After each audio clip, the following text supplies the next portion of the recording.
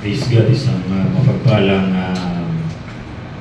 hali po sa bawat isa. Yung pong mga oras na ito ay ito po yung huling bahagi na tayo po ay magkasama-sama po para po sa alaala sa huling sandali na makasama po natin ang labi ng ating pong minamahal, Sister Emily. Noong last Sunday, pagkatapos po ng aking pangangaral, isa po dun sa mensahe na aking dinala sa salita ng Panginoon ay yung sinabi ko po yung palagi kong sinasabi na kung ako'y papipiliin ay mamatamisin kong mapasapiling ng Panginoon kaysa manatili dito sa lupa. And some of our brothers and sisters ay nagkaroon ng question, ng tanong, bakit sinabi yung ganong salita, hindi ko parang yung pagnanasa sa kamatayan, hindi yun ninanasa. Pero I'm saying dahil nakilala ko po ang aking tagapagligtas, kaya po para sa akin ang kamatayan ay isang gantimpala at isang bagay na naisin mo kung ikaw ay meron talagang kasiguraduhan sa hinaharap sa buhay na walang hanggan. Pagbabago po ng pangangaral ay isa po sa kaunahan na tumamay sa akin pagkatapos ng pangangaral ay si Sister Emily. Higpit ang kanyang pagkakamay sa akin at siya po ay nagsabi na, Pastor, maraming salamat po sa lahat para sa aking pamilya. Yun yung mga huling salita na kanyang binitawan. At pagkatapos ng gawain, pauwi kami, sinabi ko ito sa aking may bahay.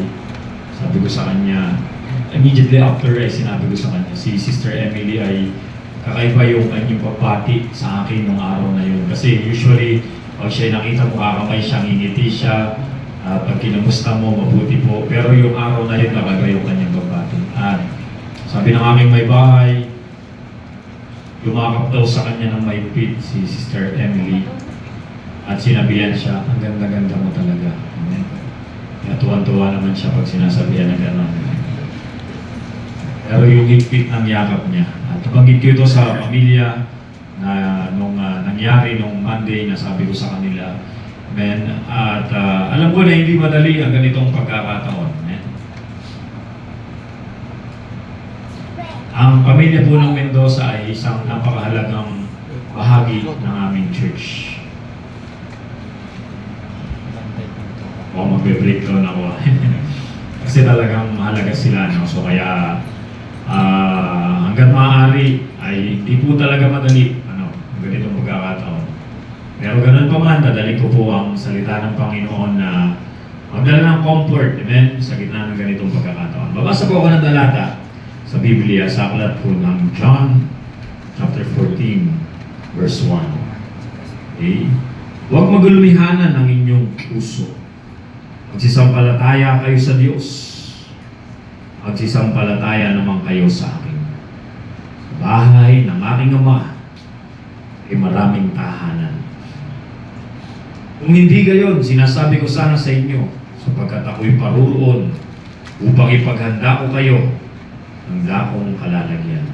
At kung ako'y pumaroon at kayo'y may paghanda ng kalalagayan o kalalagyan, ay muling paririto ako at kayo'y tatanggapin ko sa aking sarili upang kung saan ako naruroon, kayo naman ay tungo. At kung saan ako paruroon, ay malalaman ninyo ang daan. Pagkat sinasabi sa Kabanatang 6, sinabi sa kanya ni Jesus, ako ang daan, ang katotohanan, at ang buhay. Sino man ay hindi makaparuroon sa Ama, kundi sa pamamagitan ko. Pagpalain po ang pagkabasa ng banal na salita ng Diyos. Pansamantali po tayong yumuko, higit po natin ang ating mga mata, higit po natin ang pagkilos ng Santong Espiritu. Hindi ko po may papaunawa ang kabuuan ng mga salitang ito ng ating Panginoon kung hindi po tayo sasamahan ng Kanyang banal na Espiritu. Ang naming banal na makapangyarihan sa lahat.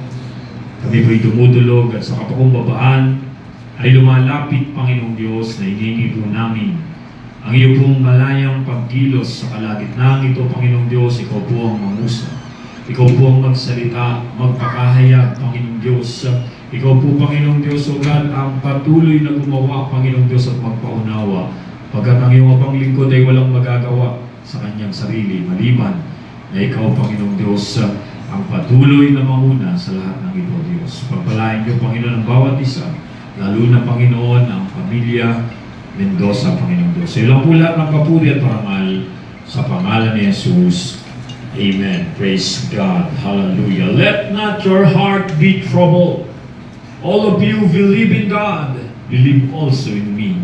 Ang Panginoon ay nagsasalita rito na nagbibigay ng comfort. Alam ng Panginoon, amen, alam ng Panginoon, mga minamahal, ayun pong mga oras na ito, na sa totoo lang, mga minamahal, ang ating Panginoon ay napakalaki ng simpatsya sa ganitong kalalagayan. Kaya nais kong i-comfort ang bawat isa, including myself, amen, sapagkat alam ko ang Panginoon lang ang makapagbibigay nito sa atin.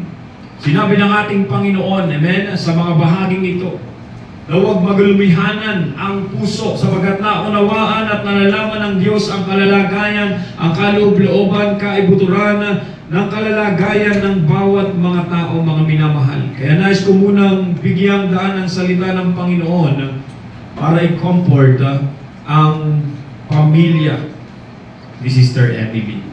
Meron pong bahagi ng salita ng ating pong Panginoon na kung saan ang Panginoong Hesus ay dumalo sa isang ganitong sitwasyon. Meron pong namatay na mahalaga sa ating Panginoon sa katauhan ng isang lalaki ng pangalan ay Lazaro. At ang Panginoon ay naroon, siya po ay nasa pagkakataong iyon, si Lazaro at ang kanyang pamilya ay mahalaga sa kanya. Hindi lang mahalaga, mahal niya ang pamilyang ito. Sabi pa ng Bible sa mga talata na ito, amen, John chapter 11 verse 32, si Maria nga pagdating niya sa kinaroroonan ni Jesus at pagkakita sa kanya ay nagpatira pa sa kanyang paanan na sinasabi sa kanya, Panginoon, kung ikaw sanay narito, disin sanay hindi namatay ang aking kapatid. Nang makita nga ni Jesus na siya ay tumatangis at gayon din ang mga Hudyong nagsisitangis kasama niyang dumating, ay nalagim siya sa spirito at nagulumihanan at sinabi, saan ninyo siya inilagay? Sinabi nila sa kanya, Panginoon, halika at tingnan mo. At tumangis si Jesus. Mga minamahal, ang ating Panginoong Hesus sa kanyang kalalagayan nang siya'y nagkatawang tao dito sa lupa ay nagkaroon ng tinatawag na mga mahalagang tao sa kanyang sirkulasyon. At ang pamilya ni Lazaro, ni Maria at ni Marta ay isa sa mga pamilya na naging napakalapit sa puso ng ating Panginoon. Kaya nang namatay itong si Lazaro, mga minamahal, bagamat bilang Diyos, amen, alam ng Panginoon na ito ay nangyari. Alam ng Panginoon na si Lazaro ay namatay. Ngunit nang siya'y pumunta kung saan naroon ang kanyang pamilya, sabi doon, tumangis si Jesus nang makita ang pamilya. Hindi dahil sa namatay si Lazaro, hindi yung pagtangis para kay Lazaro ang ginawa ng ating Panginoon, kundi nakita niya sa verse 33, sa mga talatang ito, nang makita ni Jesus na si Maria ay tumatangis, siya rin ay nalagim. Ibig sabihin, nagkaroon ng kabagbagan sa kanyang puso. Nagkaroon ng pag-alala, mga minamahal. Ngayong gabi, ngayong umaga, nais kong sabihin, mga minamahal, nararamdaman ng Panginoon ang nararamdaman ng mga tao na merong pumanaw sa kanilang pamilya. Alam na alam ng ating Panginoon, mga minamahal, ang paghihiwalay. For He Himself, He understand even the meaning of death. Sapagkat siya mismo, mga minamahal, ay hindi lang nakaranas na siya ay makakita ng mga pamilya na nawalan ng mahal sa buhay at nagkaroon ng pag-iwalay, kundi bagkos, mga minamahal, ngayong sandaling ito, nais kong sabihin, si Jesus mismo ay nakaranas na siya ay dumaan sa tinatawag na kamatayan, at ang nakalulungkot roon ay yung paghihiwalay ng ating Panginoong Hesus sa kanyang Ama, na dahil, mga minamahal, sa kamatayan na ito, nadulot ng sumpa ng kasalanan. Pero magandang balita, mga minamahal, makikita po natin mula sa mga talatang ito that Jesus sympathized with the pain. And He also sympathized with our pain also. Ang kanyang presensya ay narito ngayon, mga minamahal. He understands our pain. He knows every scar, every scrape, every surgery, every sickness, every diseases, every pain, lahat ng mga sakit, dalamhati, heartbreak, mga minamahal. Hindi pwedeng malingid sa ating Panginoon. Kaya hindi natin pwedeng sabihin ngayong oras na ito na walang pakialam ang ating Panginoon. Then sometimes people wonder where God is when it hurts, when bad things happen, when tragedy strikes, where is God? And I can say in this moment, He's right in the middle of it. Kailanman, mga minamahal, ang Diyos ay laging nasa lugar kung saan merong mga tumatangis at lumuluha, mga minamahal. At nais kong sabihin, mga minamahal, nararamdaman ng Panginoon ang bawat hapdi at sakit na pinagdaraanan ng mga tao. Amen? Kaya sa pamilya, nais kong sabihin, mga minamahal, ang katotohanan ito. Amen? Bagamat siya ay nalulungkot ang Panginoon dahil para sa pamilya, pero sabi ng salita ng Panginoon sa pangalawang bahagi, blessed are the dead.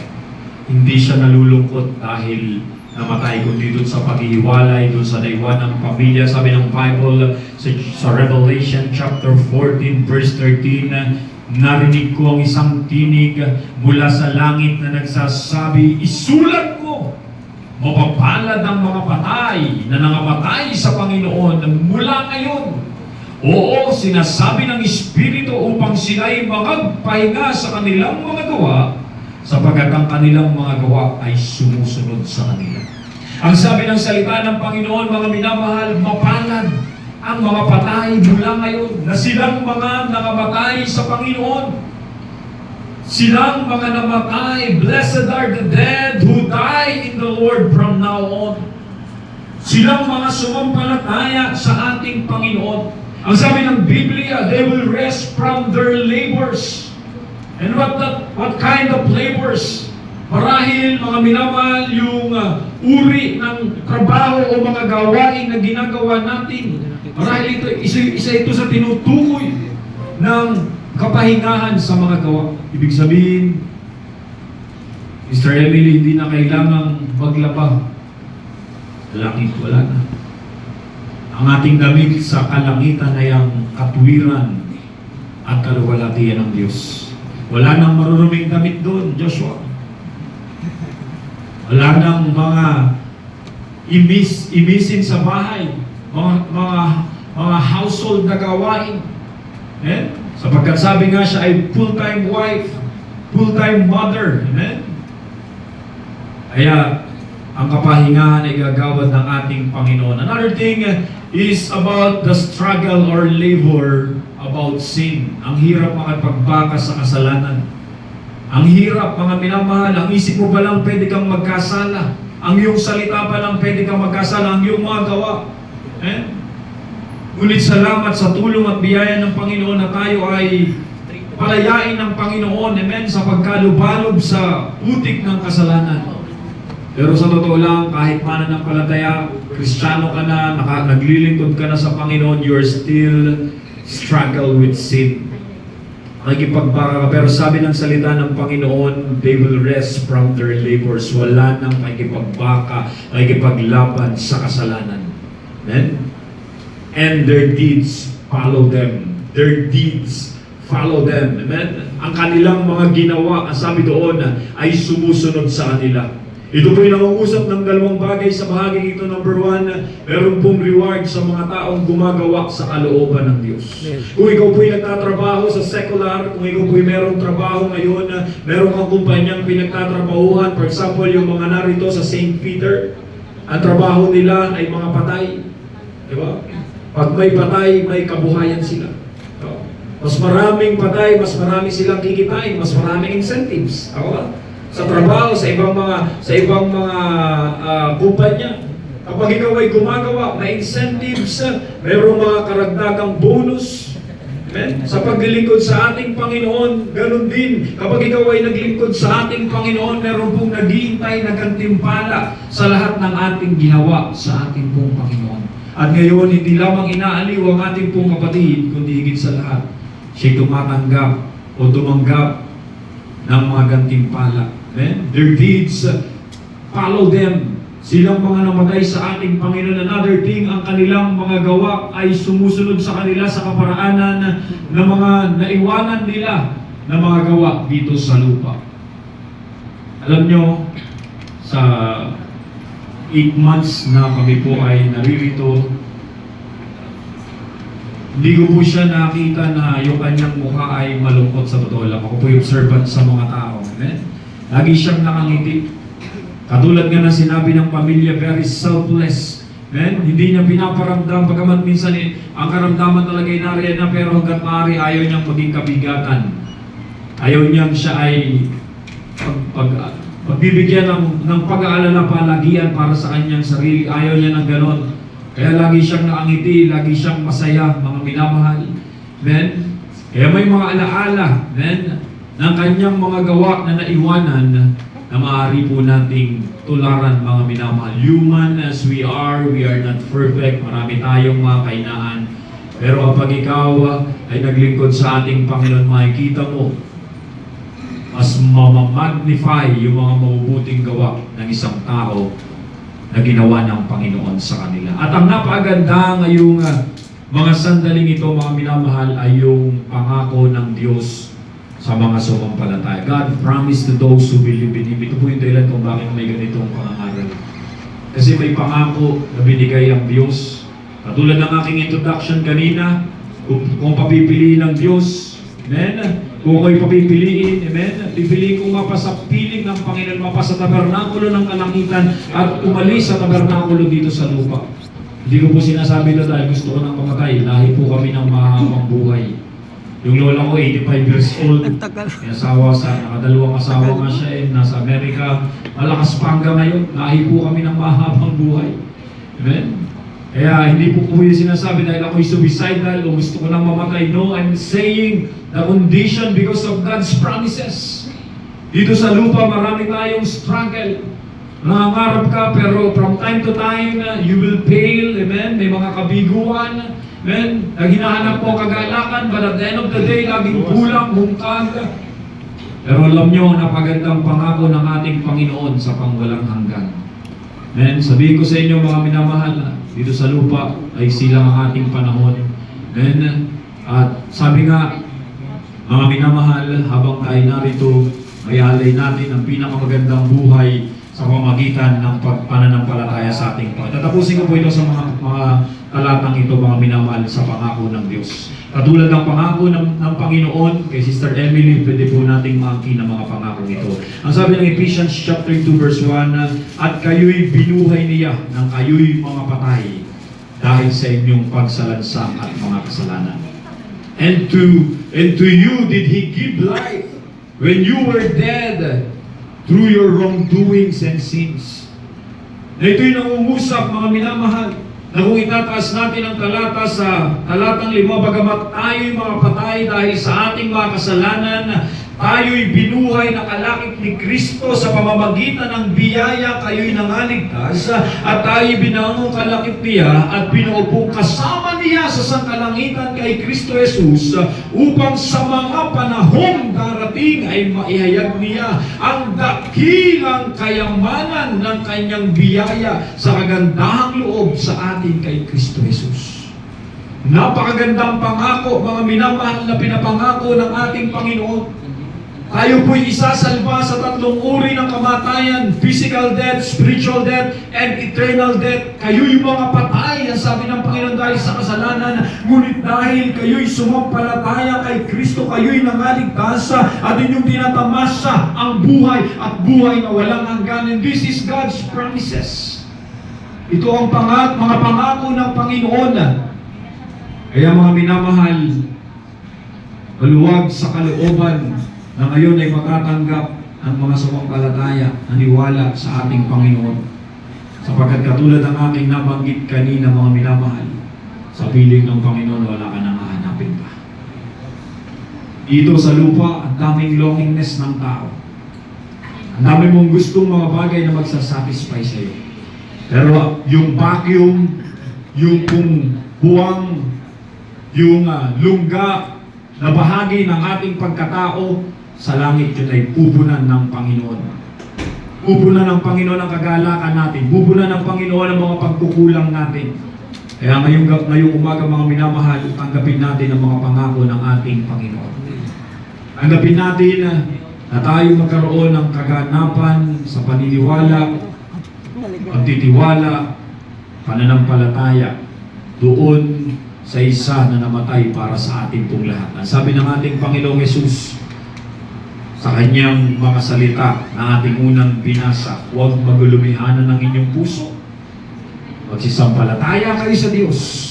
Magsisampalataya din kayo sa akin, ang sabi ng Panginoong Yesus. Bakit? Sapagkat ako'y naganda ng isang tahanan. Isang tahanang inilaan. At pagkatapos na ito'y maihanda ko, ako'y muling babalik. Kapag ito'y naihanda ko na, sabi ng ating Panginoon, tatanggapin ko kayo. At alam niyo ang daan. Alam ni Sister Emily ang daan. Kapatid, nais kitang tanungin, kaibigan, alam mo ba ang daan kung saan ang lugar na inihanda ng Panginoon? Kung hindi ka pa sigurado, nais kong bigyan ng kasiguraduhan sa pamamagitan ng pananampalataya. Ang sabi ng Panginoong Yesus, ako ang daan, ang katotohanan at ang buhay.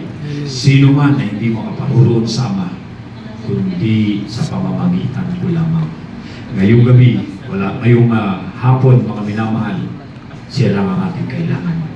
Tanggapin ng pangako at gantimpala, ikaw ay patatawarin ng Panginoon, ikaw ay mabibilang sa kanyang pamilya, sa walang hanggan at higit sa lahat, ang pangako ng mana, kayamanan sa kalangitan, ito po'y totoo na maaari nating bangkin. Kaya nais ko pong magpaanyaya, tayo pong lahat ay tumayo.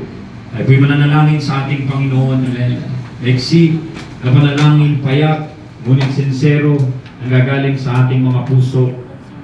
Hawakan natin ang pangako ng Diyos, assurance for blessed destination, isang kasiguraduhan sa pinagpalang hangganan na tinalaga ng Panginoon. Destinasyon sa pangwalang hangganan. Mangyari po lamang mga minamahal na inyo pong banggitin ang mga panalangin na ito.